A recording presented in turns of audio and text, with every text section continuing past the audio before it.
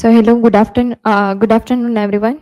So today I'm going to present the role of subjectivity in literary interpretation. Does practical criticism ignore the reader's context?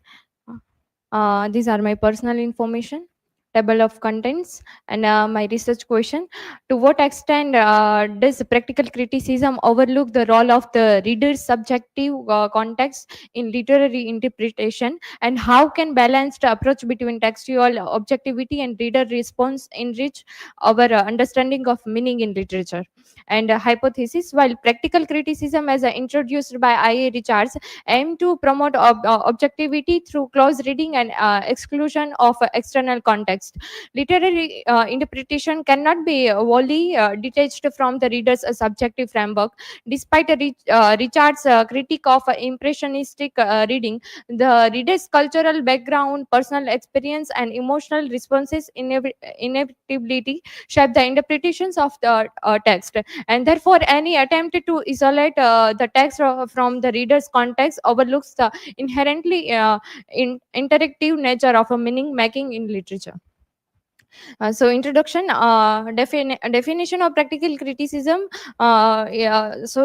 Practical criticism introduced by I. Richards in Practical Criticism 1929, and is a method of textual analysis that emphasizes objective reading and excluding external factors such as the author's background and historical context and the reader's personal experiences. So Richards believed that by focusing solely on the text, that readers could eliminate subjective distortions and arrive at singular and accurate interpretations of literary works.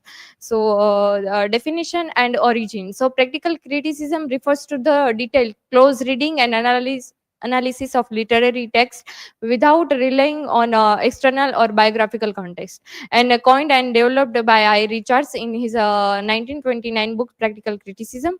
And the aim is to assess the response of readers to literature and eliminate subjective distortions. And the role in new criticism. So practical criticism laid the groundwork for the new criticism movement and shares features like a close reading, emphasis on the text itself, and an analysis of form and structure.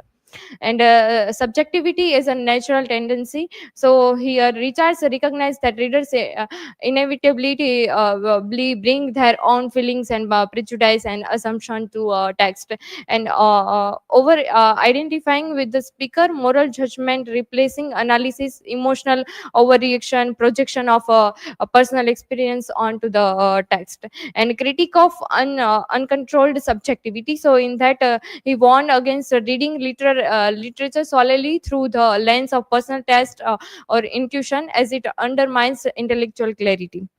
So the reader's context and its impact on interpretation. So here, despite its claim of objectivity, practical criticism does not fully account for the reader's individual background.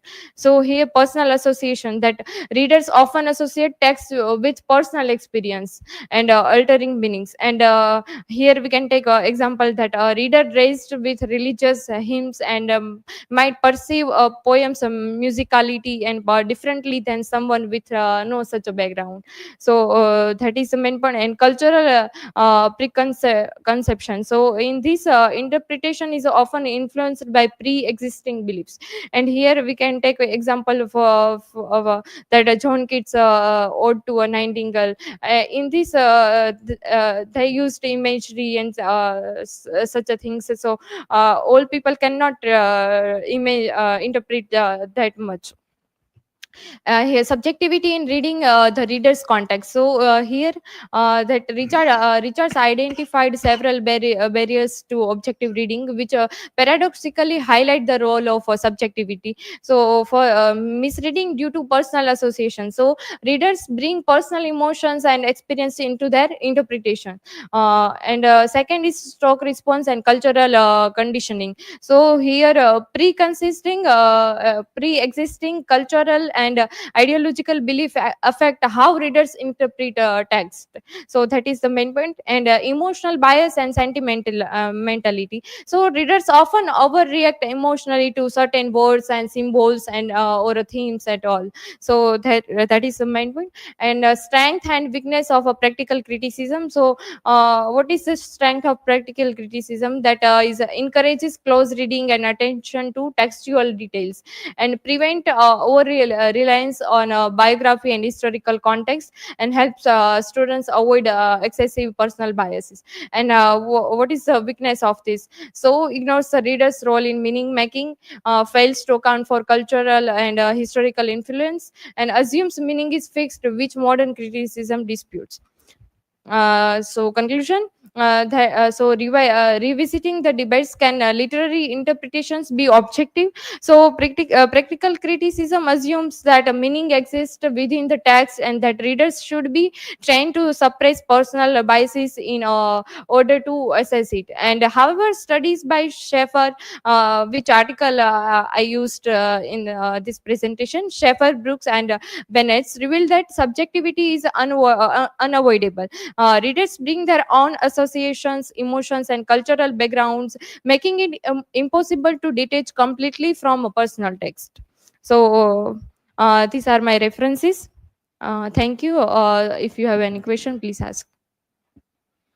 Yeah, we'll take questions in the comment. I can just display the questions here. One is